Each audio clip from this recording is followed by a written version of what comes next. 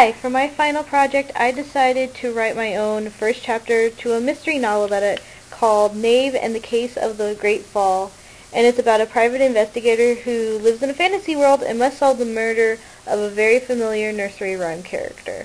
I thought it'd be interesting to see what it's like for someone so logical and practical to be in a world of nonsense. And here we go. If one travels down Drury Lane any time in the late twilight, one is usually greeted to the sight of an overgrown egg lying smashed to bits underneath an unusually high wall, its yolk splattered around the buildings and sidewalks. This image is usually accompanying a platter of hysterics and high-pitched demands for help, though any true citizen of this world has since learned to ignore the prat. Mother knows how many times I personally have told him that the most logical thing would be not to sit on the highest bloody wall in the city. But he's the usual sort of tale, unable to look beyond what the original mother had in store for him, and since he is still popular bloke with the little ones in the mire, we all grin and bear it and relish the lucky day he breaks his mouth to bits and is unable to speak. When I got to Drury, nothing seemed out of place except for the extra helping of kingmen around, telling the market-goers to take their leave as they tried to avoid stepping on eggshells. I was thanking my lucky stars to have gotten called in on a quiet day when I saw Foster examining egg bits next to the wall. The Royal Examiner never meant good news. I started to study the scene around me more closely as I made my way over to the wall. "Good evening, Doctor," I said politely. "Are you the one that called for me?" He nodded silently as he placed bits of shell next to each other, laid out in a crude circle. "I didn't think the usual kingman would be much of use for this." "Did old Humpty finally take his last fall?" "One would think so, but that does not seem to be the case. Dr. Fell was waiting for the usual fall from the office roof, when he heard a couple of loud sounds before Humpty's body came hurtling over. Humpty's body was like this when we found him, cold, unmoving, and dead." Dr. Foster motioned to the right. Dr. Fell was talking with a kingman while wrapped in a blanket, shivering like he was taking a turn sitting on Muffet's tuffet. "Poor man doesn't have much experience with this kind of death. None of them do. They're used to the idea of death being something gradual and painless, like a good friend who takes you in after the mire world has forgotten you. Only those of us who have been to the mire can understand this." I scanned the scene once again and shake my head. No, this is something more serious altogether. You and I have both had our days in the mire. You know the mundane and what it's like to live outside the realm of tall tales. There is only one type of person who could have carried something like this out, one who could kill without it being the direct word of mother. Dr. Foster eyed me grimly. "Indeed. You think someone has wandered in from the mire?" "This doesn't look like someone who just happened to wander in. This looks like someone who had it out for the egg." I looked around to make sure none of the kingmen could overhear our talk of the mire. The last thing we need is a panic about those of the mire coming into our land to kill us all. "Did you get a look at the roof?" The doctor nodded.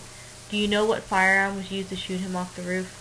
Dr. Foster removed a handkerchief from his pocket and passed it over to me. "I was able to convince the kingman to let me look up there for the injured. I was able to grab this. I recognize its design, but I have no name to give it. I expect, knave, that your experiences in the mire have had you more knowledge than myself with this sort of thing. I can trust we can acquire your services to resolve this matter?" I was barely able to hold back a scoff. "I was never in the king's favor," I said, and damn if that wasn't putting it lightly. The doctor shrugged. "Your days of rebellion concerning your place in our world, mainly the role of being a thief of tarts, was many a year ago. While I am sure some will find it scandalous, I doubt that after I have explained the situation to the king that he will hold it against you in this. Besides, who else could we ask?" I grimaced. Foster was right, as usual. I could care less if Cole hired me or not, but the idea that someone from the mire world could cross our border armed and dangerous was enough to make me play nice. I gave the doctor my price for the case and told him I would need the kingmen gone as soon as possible. The crime scene was a mess as it was, and I sure as hell wasn't going to have them around my equipment again. After the fingerprinting fiasco back when Cock Robin died, I am no longer surprised that none of them could ever put Humpty back together, although I suppose no one could now that he had 3 bullet wounds in his face. The scene examination took longer than expected. Bell was really into the Lost Little Lamb act by the time I got to him, sniffling away like he was the one who had been shot off the building. All I got was the number of shots, or loud devil sounds as he called them, before I let him go lament his trouble to someone else. The wall was much more obliging, and thankfully wider than it appeared to be from the ground. I found an odd footprint or two standing out among the wide leftovers of Humpty's, as well as some over on the rooftop that was a mere foot away from the wall. If no one saw anyone go up all day but the egg, the mystery shooter had to have been lurking up on Diddle's Vittles all day, escaping down into the alleys behind Did's place before getting away. I made a mental note to check in with him and his crew of animals and talking cutlery the following day. It was near midnight when I got back to Mary's place, the contrary one, not the maid or the one with the lamb. The maid is a bit too into her own rhyme, and it's hard to have a relationship centered around dairy. The one with the lamb is quite mental and makes me wonder if Mother even bothered to put a brain in her head. Contrary is bright and beautiful, and like myself, is averse to having to follow the role the Meyer world gave to her. We cannot help how we came to life in the minds of the humans, but I believe we have the choice in how we follow it. I am a knave, and I am supposed to steal tarts, specifically from the Queen of Hearts, which wouldn't even be possible nowadays, since she has a legion of bakers and fading fables to bake her goods for her now. I doubt she's baked anything for herself in the last 10 years or so. Anyway, seeing as I am not particularly fond of being seen as a thief, I've become a detective instead, getting my tarts as part of my payment for my services. When I was a much younger rhyme, I was exiled to the mire, the normal mundane world whose dreamy inhabitants keep us alive.